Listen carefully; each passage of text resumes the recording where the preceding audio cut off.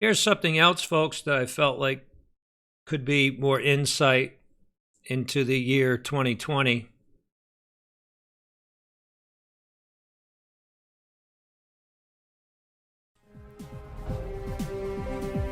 Welcome to Honest News.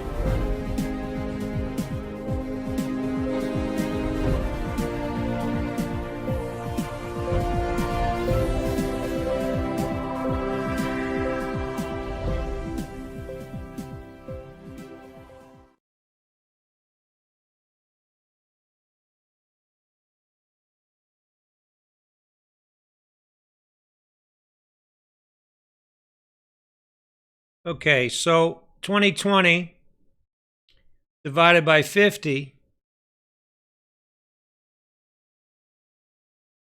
for Jubilee, you get your 40 there, right? Now, I already shared that in the previous video that I put up there. Now, take a look at this. 2020 times 7. Take a look at that. 14s break down to 7s. All 7s, right? But there's also a 40 in there for testing. But then what else do we see in there? What else do we see? The last number becomes, when you change the 14 to a 7, breaking it down to a 7, the last number becomes a what? 70. So when you multiply 7 by 2020, you get 14, 14, break that down into 7s. You get 770. I mean, do you think that's just a coincidence? These are God's numbers. Without question, this is his signature all over this 2020. Again, 14 breaks down into 7s. But before you even break it down, also 140, I think, has a significance as well. But we're not going to look at that right now. But just look at 14 broken down. But before you even break that down, look at the number 4 and 0. That's the number of testing, right? But also we got that when we took 2020 and divided it by 50. We got the 40. It's just, these are not coincidences. God has deliberately made 2020 a marker, I believe, for the beginning of the 7 years of the tribulation. Not only that, but that would mean that 2020 is the Jubilee, the last 50. And by the way, all the way back to when Christ was on the earth is all 50s. There's 40 50s. Take a look. 40 times, well, let's get rid of that. 40 times 50. Do you see it? The year, 2,000 years. Isn't that what we always say? It's been 2,000 years since Jesus, right? That's 50 or 40 50s or 40 jubilees. 40, the number of testing. Jubilees has to do with Pentecost, has to do with God pouring out his Spirit, the inheritance in the saints, and then the fullness of the inheritance. And again, I don't, I just think that's too close.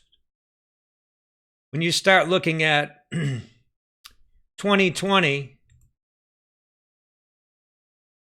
times 7, and you get this number here. But now take a look at 2020 times 70. Look how close this is getting to 144,000. And then you add another 1,000 for the millennial reign, and you get even closer to the 144,000. Then you add another 7 for the tribulation hour.